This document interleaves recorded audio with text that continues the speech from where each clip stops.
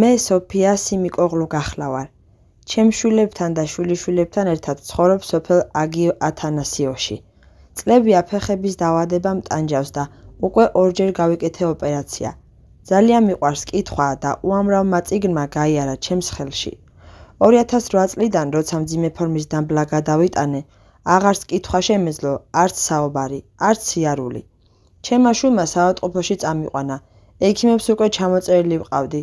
სხვა ორ საავადმყოფოშიც წამიყვანეს, თუმცა განკურნების იმედი არც იქ მოგცეს. 2012 წლის ქრისტეშობის დღესასწაულამდე ერთი კვირით ადრე ასეთი რამ გადამხდა თავს.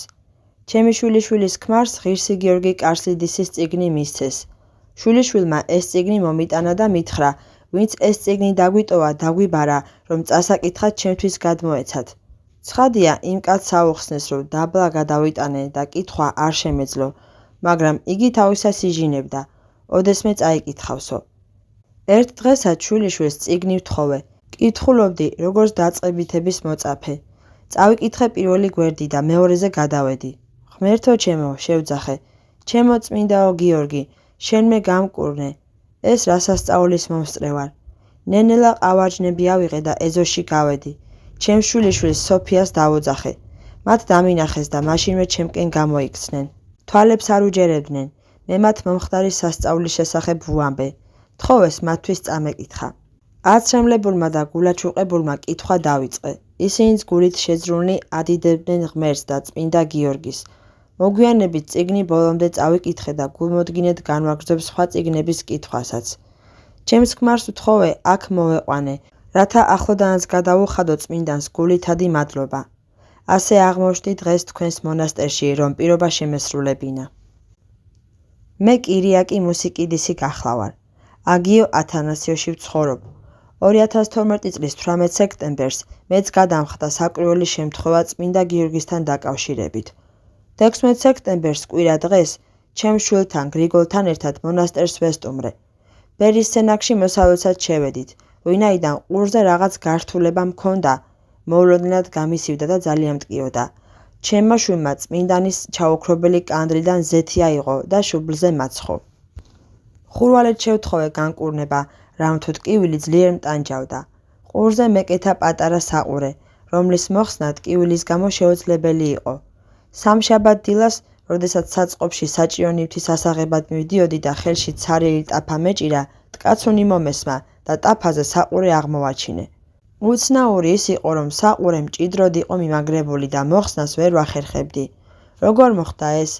წმინდა გიორგის მადლობა გადავუხადე, რომ ასე უმტკივნეულოდ მომძვრა საყურე, მას შემდეგ ყურიც მომირჩა. მე გახლავარ მღვდელი ბასილ იკონომოსი.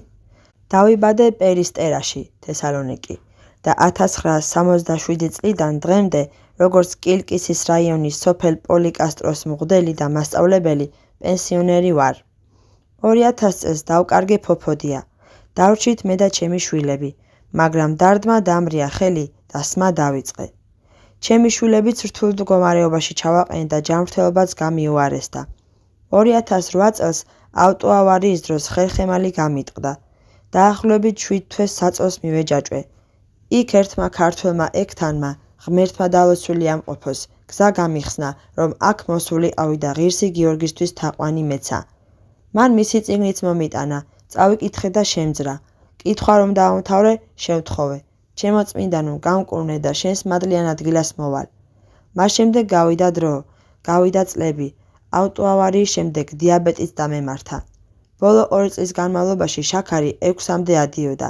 კლინიკაში კომატოზურ მდგომარეობაში მივდიოდი.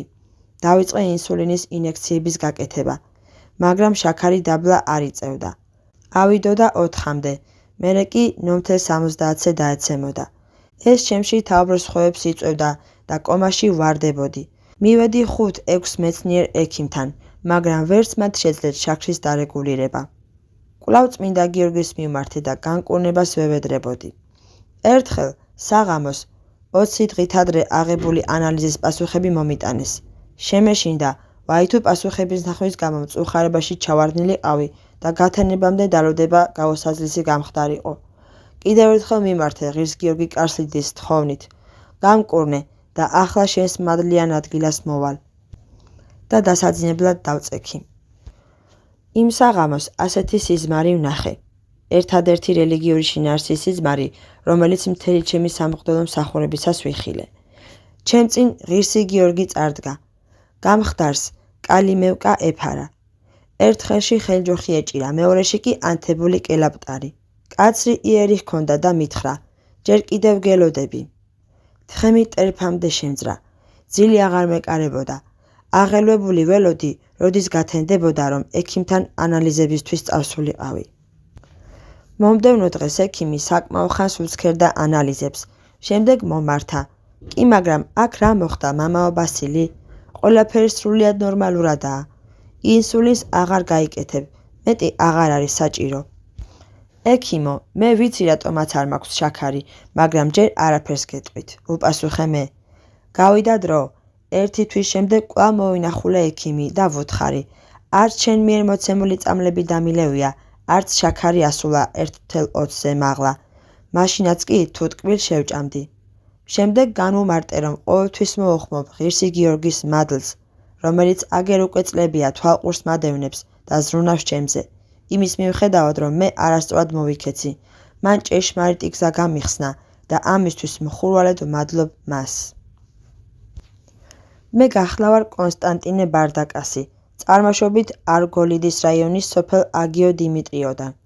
ვარ მკურნალი ექიმი და მგალობელი ნავპლიოს წმინდა კონსტანტინეს ტაძარში, სადაც ინახება ღირსი გიორგი კარსლიდისის წმინდა ნაწილი. 2012 წლის 19 ნოემბერს ნაკვეთში ზეთისხილის ვკრებდით, როცა ჩემი დისშვილის ელენე ტოსკას ავტოავარიის შესახებ გვაცნობეს. ელენე პატრას უნივერსიტეტის ფიზიკის ფაკულტეტის სტუდენტი იყო.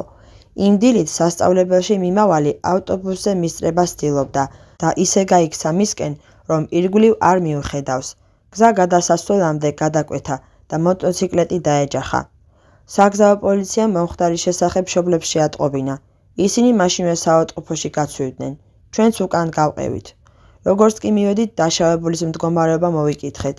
გვითხრეს, დააძინეს ვითომდა იმის გამო, რომ ჰიპერაქტიური იყო. მას კი უბრალოდ მსუბუქი დაზიანება ჰქონდა მასტოიდური ძვლის არეში. რეანიმაციულ განყოფილებაში რომ შევედით და ელენე დავინახეთ, პირველივე შეხედვით მივხვდით, რომ ექიმების ნათქვამი სიმართლეს არ შეესაბამებოდა. ელენე კრიტიკულ მდგომარეობაში იყო. სახე მთლიანად დასივებული ჰქონდა. ლამის მკვდარს დგავდა. ყურიდან თავზურგტვინის სითხე გადმოსდიოდა. რეანიმაციული განყოფილების ექიმა გვაცნობა, რომ სნეულს თავის ქალაზე მრავალმხრივი მოტეხილობები ჰქონდა, ამიტომ აპარატზე შეაერთეს. ექიმებს ყველაზე მეტად ის აშფოთებდათ, რომ მოტეხილობებს შორის ამოვარდნილი იყო ერთ-ერთი ძვლის სოლი, რომელიც საძილე არტერიას აწვებოდა და მოსაოდნელი იყო უშუალოდ ამის გამო მომკვდარიყო ისე, რომ დახმარება ვერ აღმოეჩინათ. მომდევნო დღეს ტომოგრაფია უნდა გადაეღოთ და დაჰკვირვებოდნენ. ერთადერთი, რაც იმ დროისთვის შეეძლოთ, იყო ანტიკოაგულანტური თერაპია.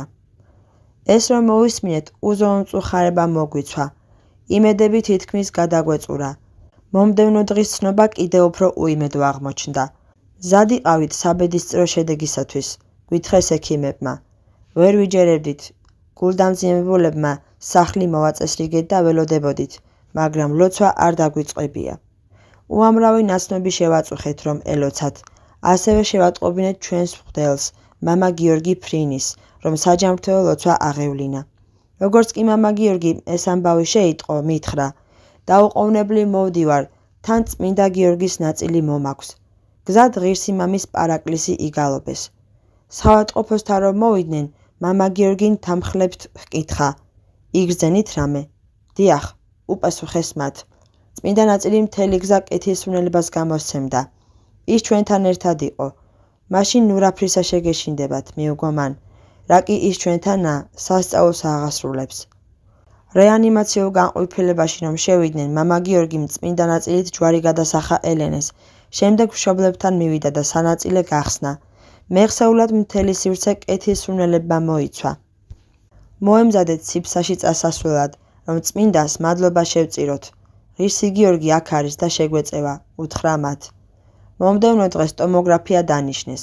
შედეგები მოულოდნელი იყო. ექიმა ტომოგრაფიას რომ დახედა, გაოცებულმა თქვა: შეუძლებელია, აქ რაღაც სასწაული ხდება. სად გაქრა ძვლის სული საძილე არტერიიდან. მოსალოდნელი გარდაცვალების ალბათობა მყისვე გაქრა. ელენე გონს მოდიოდა, ლაპარაკიც დაიწყო. გაოცებულნი დარჩით მოვლენების ასეთი უეცარი განვითარებით.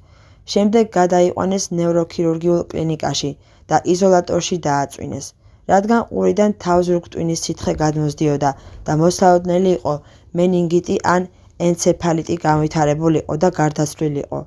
ამავე დროს საჭირო იყო 5 ოპერაცია, რათა აღედგინათ თავის ქალის მრავალმხრივი მოტეხილობები. მოტეხილობები აღენიშნებოდა კეფის არეშიც, ასევე შიშობდნენ სახის ნერვის მოსალოდნელი პარეზის გამო. მაგრამ ღირსმა მამამ სასწაული სისრულეში მოიყვანა და როგორც ხედავთ, დღეს ელენე იმყოფება აქ, თქვენს მონასტერში, სრულიად ჯანმრთელი, თანაც ოპერაცია საერთოდ არ დასჭირვებია, რადგან მოტეხილობები თავისით შეხორცდა. მხოლოდ 3 თვე გაასდინა სასწავლებელი და მეორე სემესტრში სწავლა ჩვეულებრივად ყოველგვარი სირთულის გარეშე განაგრძო. პრესვიტერი ნექტარიოს პიტარი მსახურობს ლაოდიკიის მიტროპოლიაში და გახლავთ ბანიას სამრევლოს ხარების ტაძრის წინამძღვარი.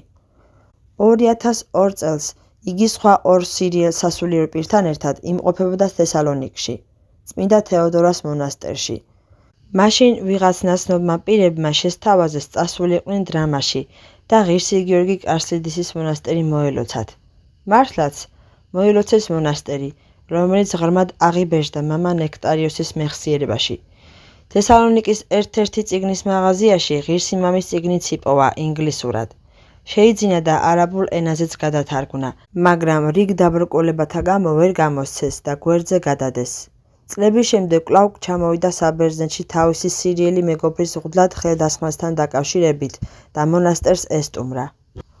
იგი გაოცებული დარჩა იმით, რომ რამდენიმე თვის წინ ღირსი მამა წმინდანთა დასში შეერაცხათ, მან კი ამის შესახებ არაფერი უწყოდა.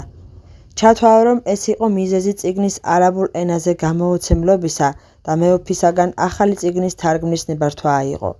მანაც მისცა ნებართვა და დაჰპირდა წერილობითაც გამოგიგზავნით ოფიციალურ დოკუმენტსო. წიგნი მალე ითარგმნა. შემდეგ მეუფეს წერილობით მიმართეს, რომ ღირსი მამის წმინდა ნაწილი მიეცა მათთვის, რათა მათაც ედღესასწაულად მისი ხსენება. მათი ეს თხოვნა დააკმაყოფილდა. მამა ნექტარიოსმა მონასტერს ღირსი მამის ხატით შეუკვეთა და იქიდან მოყოლებული ყოველთვის აღავლენს წირვას მისი ხსენების დღეს. მისდამი უზომომადლიერებას განიცდის, რადგან როგორც თვითონ მოგვითხრო, მას შემდეგ, რაც წმინდა ნაწილები წააბრძანეს, სასწაულებიც აღსრულდა. ღირსი მამის დღესასწაულამდე რამდენიმე დღით ადრე სამრევლოს ერთ-ერთ წევრს ინფარქტი დაემართა. როცა საავადმყოფოში მიიყვანეს, უკვე კლინიკურად მკვდარი იყო. დაურეკეს მამა ნექტარიოს, რათა მისთვის მომხდარის შესახებ ეცნობებინათ. მან ღირსი მამის საფლავიდან აღებული მიწა და ზეთი ერთმანეთში აზილა და ერთ მუსულმან ექიმთან ერთად საავადმყოფოსკენ გაემართა. გზად ექიმი ეუბნებოდა: შენ ილოცე, მაგრამ რომც გამოჯამრთელდეს, მისმა ტვინმა ისეთი დაზიანება მიიღო, ძალიან საოლალო მდგომარეობაში აღმოჩნდებაო. როდესაც რეანიმაციულ განყოფილებაში შევიდნენ, მღვდელმა მომაკვდავს ზეთიანი მიწა აცხო და ღირს მამას ლოცვით მიმართა სნეულის განსაკურნებლად. მეორე დღეს წირვა აღავლინა სნეულისათვის და ღირსი მამის წმინდა ნაწილები ტრაპეზზე დააბრძანა. მომაკვდავის შვილებს შეუთვალა, რომ წირვას დასწრებოდნენ. წირვის შემდეგ შვილები მამის მოსანახულებად საავადმყოფოში წავიდნენ. 10 წუთის შემდეგ მამა ნექტარიოსს მომაკვდავის ძმისშვილმა დაურეკა და აცნობა, სნეულმა გაიღვიძაო. მღვდელმა წმინდანის მიწა და ზეთი აიღო და საავადმყოფოში გაიქცა. პალატაში რომ შევიდა, მის დანახვაზე სნეული წამოდგა და სხეულზე მიმაგრებული აპარატის გადამცემები ძირს დასვივდა. ექთნები გაოგნებულნი უცქერდნენ. მღვდელმა ლოცვა წაუკითხა სნეულს. ზეთიანი მიწას ცხო დაჰკითხა: როგორ ხარ, რა მოხდა? არაფერი ვიცი, უპასუხა მან. დავიძინე და ახლა გავიღვიძე, სხვა არაფერი ვიცი. ეს მოხდა ღირსი მამის ხსენების დღეს, 2011 წლის 4 ნოემბერს. მომდევნო დღეს შაბათს სნეულმა ტომოგრაფია გადაიღო, რათა ტვინის არეში დაზიანებები ენახათ, მაგრამ ვერაფერი იპოვეს, სრულიად ჯანმრთელი იყო. კვირას მამა ნექტარიოსმა სნეული აზიარა, რამდენიმე დღეში საავადმყოფოთან გამოწერეს და მას შემდეგ არავითარი გართულება აღარ ჰქონია. მოგითხრობთ მეორე სასწაულსაც. მისი სამრევლოს ერთ-ერთ წყვილს შვილი არ ჰყავდა. ბევრი ფული დახარჯეს, მთელი ქვეყანა მოიარეს, მაგრამ სამწუხაროდ ბავშვი არ უჩნდებოდათ. არადა სრულიად ჯანმრთელნი იყვნენ. უშვილობის მიზეზი არ არსებობდა. კიდევ ერთი უშედეგო მოგზაურობიდან რომ დაბრუნდნენ, ერთ დღეს მამა ნექტარიოსი მოინახულეს. მან ღირსი გიორგის წიგნი მისცა წასაკითხად. ცოტა საფლავის მიწაც გაატანა და სთხოვა ყოველ დღეს კვნილზე ელოცათ წმინდანის მიმართ და შევედრებოდნენ, რომ მათთვის შვილი მიეცა. 20 დღის შემდეგ უზომოდ გახარებულებმა შეატყობინეს, რომ ბავშვს ელოდებოდნენ. 2012 წლის ივლისში ბიჭი შეეძინათ. ვინც იმ დროს პალატაში იყო, ერთხმად თქვა, რომ ახაშობილი სახე ნათელს გამოსცემდა. 4 ნოემბერს ბავშვს მონათლავენ და ღირსი გიორგის პატივსაცემად მის სახელს დაარქმევენ. 2012 წლის ნათლისღების დღესასწაულზე, როცა მამა ნექტარიოსი სახლებში დადიოდა და ნაკურთ წყალს ასხურებდა, ერთმა კეთილმა ქალმა, რომელიც არც თუ ხშირად ესწრებოდა მსახურებებს, მას უთხრა: მამაო, მინდა სიზმარი გიამბო. ერთი ბერი მომიახლოვდა და რაღაცას მეუბნებოდა, მაგრამ ვერაფერს ვიგებდი. ნეტავ რა უნდოდა. მღვდელმა სთხოვა ბერის გარეგნობა აღმიწერეო და მანაც აღწერა დაიწყო. მღვდელმა ჯიბიდან ღირსი გიორგის პატარა ხატი ამოიღო და ქალს აჩვენა. ეს არის, დიახ, ეს არის, წამოიძახა მან. მღვდელმა განუმარტა, ეს ახალი წმინდანიაო. შემდეგ დაჰპირდა, რომ მეორე დღით მის წიგნს გაუგზავნიდა. ეს ქალი ერთობ დაუახლოვდა წმინდანს. ეკლესიაში სიარულსაც მოუხშირა და კვირის წირვისთვის სეფისკვერსაც აცხობს. იმ დროს, როდესაც მამა ნექტარიოსმა მონასტერს ღირსი გიორგი კარსიდისის ხატი შეუკვეთა, ფიქრობდა, როგორ შეეგროვებინა საჭირო თანხა. ხატის დასრულებამდე 1 თვე იყო დარჩენილი, ფული კი საერთოდ არ გააჩნდა. 11 ივნისს შაბათს წირვის შემდეგ, როგორც წესი, ტაძართან არსებულ დარბაზში მამამ ქადაგება წარმოთქვა იმ დღის სვინაქსართან დაკავშირებით. ქადაგების შემდეგ მასთან ზემოხსენებული ქალი მივიდა და ჰკითხა, ღირსი გიორგის ხატი რამდენი ჯდებაო. მღვდელმა თანხის რაოდენობა დაუსახელა, მან კი შესაწირი გადასცა. მხოლოდ დასძინა, არავინ არაფერი გაიგოს, არც ჩემმა ქმარმა და არც შვილებმაო. მღვდელმაც პირობა მისცა. მომდევნო კვირას მასთან იმ ქალის ქმარი მივიდა და უთხრა: მამაო, ნათლისღების დღესასწაულზე ღირსი გიორგი კარსიდისის ხატზე რომ გვესაუბრეთ, ძალიან გურზე მომხვდა და ხატის დასაწერად ფული შევაგროვე, მაგრამ არ მინდა ვინმემ გაიგოს, არც მეუღლემ და არც შვილებმაო. სხვებმა მოგასწრეს, უპასუხა მღვდელმა, მაგრამ შენი შემოწირულობით სხვა ხატებს შევუკვეთავთ. მე გახლავარ ფოტინე ქრისტოდულოსი. წარმოშობით დრამიდან ვარ და აგერ უკვე 2 წელია ღირსი გიორგი გავიცანი. პირველად ჩემს და ქალთან ერთად, მაშინ ისიც უშვილო იყო. მოვილოცე მონასტერი, რათა გველოცა ღირსი მამის მიმართ, რომ შვილი მოგცემოდა. 7 წლის დაქორწინებული ვიყავი და თითქმის იმედიც გადამეწურა. შინაგანი ბრძოლა მქონდა და ერთხელაც ეწვი შემეპარა, ისმენდა თუ არა ღმერთი ჩემს ლოცვას და გავხდებოდი თუ არა ოდესმე დედა. სამედიცინო კუთხით უშვილობის მიზეზი არ არსებობდა, მაგრამ მაინც უნაყოფო ვიყავი. ახლა, როცა წარსულში ბრუნდები, წამს რომ მთელ ჩემს ამ მოლოდინს თავისი საფუძველიც გააჩნდა, რადგან პირად ცხოვრებაში რაღაც საკითხები გამოსასწორებელი მქონდა. 2012 წლის 11 ივნისს, ორშაბათს, დილიდანვე შინაგან სწრაფას ვგრძნობდი, რომ მონასტერში მივსულიყავი. მანამდე ორსულობის ტესტიც ავიღე, მაგრამ პასუხი ბუნდოვანი იყო და გამეორებას საჭიროებდა. მივედი მონასტერში, თაყვანი ვეცი წმინდანს და კიდევ ერთხელ მივმართე თხოვნით. მომდევნო დღესაც მივედი მონასტერში, გამეორებითი გამოკვლევის შემდეგ კვლავ მოვილოცე. იმ დღეს ღირსი მამის ტაძარი ღიად დამხვდა და შევედი. ღვთისმშობლის მწყალობლის ხატის წინ მუხლი მოვიყარე და მრავალი რამ ვუთხარი. ჩემი ცხოვრების ყველა საიდუმლო გავანდე. ცრემლიც დავღვარე. შემდეგ წამოვდექი და ვთხოვე. მხოლოდ ერთი ნიშანი მიჩვენე, რომ ისმენ ჩემსას და ყველაფერი კარგად იქნება. ტაძარს გარშემო მზერა შევავლე და კვლავ ხატს გავუსწორე თვალი. ამ დროს ღვთისმშობლის ხატიდან ჩემს წინ მიხაკი დავარდა. შვენიერი განცდა და მეუფლა. მადლობა გადავუხადე და ვიწამე, რომ პასუხიც მივიღე. ბავშვი უნდა შემძენოდა. კურთხევის ნიშნად მიხაკი თან წავიღე. მცირე ხანში მაცნობეს, რომ პასუხი დადებითი იყო და დედა გავხდებოდი. მადლიერების ნიშნად გადავწყვიტე მონასტერში ყოველ დღე მევლო. წმინდანისთვის მადლობა გადამეხადა და მეთხოვა, ბავშვის დაბადებამდე ჩემ გვერდით ყოფილიყო. მას შემდეგ ჩემი ცხოვრება შეიცვალა. ახლა ძალიან ახლოს ვარ ეკლესიასთან და ხშირად ვეზიარები. ეს ძალზე მჭირდება, რადგან სული სითბოთი მაქვს ახსილი. სასიხარულო ცნობიდან 2 დღის შემდეგ სიზმარში ღირსი მამა მომღიმარი ვიხილე. არაფერი უთქვამს. უბრალოდ გახარებული მიღიმოდა, თითქოს მეუბნებოდა, მე შენთან ერთად ვარ და თვალს გადევნებ.